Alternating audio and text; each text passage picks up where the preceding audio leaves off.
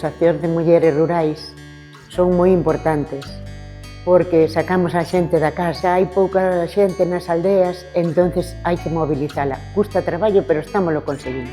A Asociación de Veciños é moi importante para os veciños da rexión, porque a Asociación de Veciños, a través dela, se gestionan peticións aos organismos oficiales, como pode ser o Concello, como pode ser a Diputación, como podes ter unha petición ao centro médico. Un local donde se fai a maior parte das actividades. En carnavales, aquí facemos festas, aquí facemos papatorias, aquí ven xente nova, ven xente maior, de todas as edades. Ahora estamos dando curso de bolillos, estamos dando curso de cuero, estamos dando curso de flores, estamos dando curso de cociña.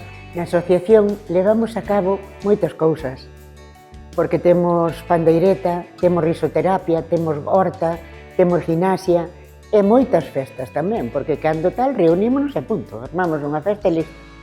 As actividades axúdannos a estar vivas, a reír, a disfrutar da vida, porque vamos traballando sempre, entonces agora pois hai que vivila física e mentalmente.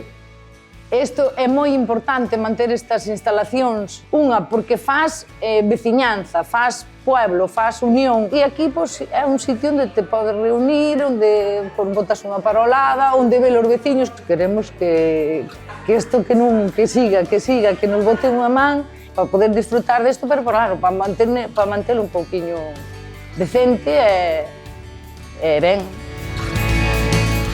Bueno, eu desde a Asociación de Veciños, o primeiro que quero agradecer é a Diputación de Pontevedra, que a partir de entrar este goberno que entrou agora, os colectivos todos teñen forma de pedir unha subvención para calquer traballo que queiran facer. Antes a Diputación daba nos cursos, pero agora sacaron o Plan Provincia Comunitario, e bueno, estas axudas veñenos moi ben. Nos planificamos montar algo de gimnasio no rural porque non o había. A axuda da Diputación, que colaboran moito, puñéronos un baño para niños válidos, puñéronos agua quente, puñéronos todo luces luz de LED, portales, pintura, ventanas e portas. Realmente estamos moi contentos e moi de que nos apoyen e de manter isto.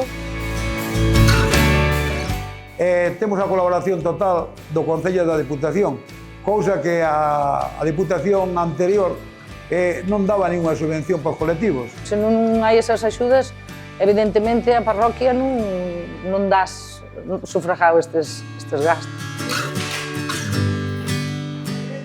A subvención de 2025 vamos ampliar o noso gimnasio. Que o presidente da Diputación nos siga dando subvencións e nos siga axudando, que é a forma de que os colectivos poidan tirar para diante. Queremos agradecer á Diputación a línea de axudas que dá a estas asociacións tan pequenas.